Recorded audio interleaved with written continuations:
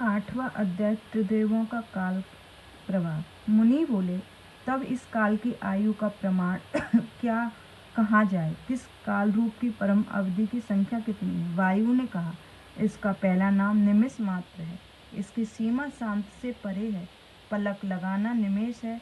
15 निमेष की काष्ठा है। 30 काष्ठा की एक कला है। 30 कला का एक मुहूर्त और 30 मुहूर्त का एक दिन रात प्रत्यक्ष है।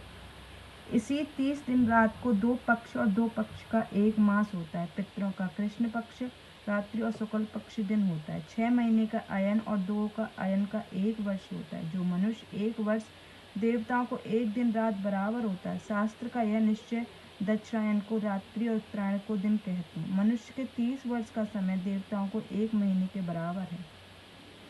ऐसे 12 वर्ष महीना देवताओं का 1 वर्ष लगता है। मनुष्यों को 360 वर्ष देवताओं के 1 वर्ष के समान है। इन्हीं दिव्य वर्षों से युगों की संख्या होती है। भारतवर्ष में युग 4 हैं।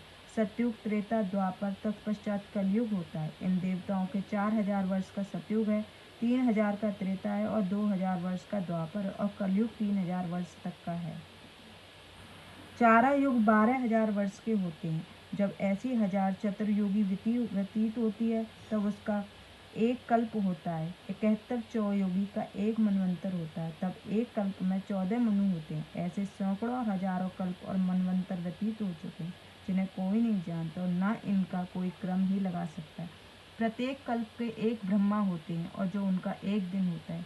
तो हजारों कल्प में हजारों का एक वर्ष होता है। ऐसे 8000 वर्ष के ब्रह्मा का एक युग होता है। ब्रह्मा के हजारों युग का सवन, 1000 सवन का तिगुना, 3000 सवन का ब्रह्मा की आयु का समय है। ब्रह्मा जी के एक दिन में 14 इंद्र, इस प्रकार महीने भर में 420 इंद्र होते हैं, जो एक वर्ष में 3040 इंद्र हो जाते हैं। ब्रह्मा की पूरी आयु में 5,40,000 इंद्र होते हैं और ऐसे ब्रह्मा विष्णु जी को एक दिन के होते हैं।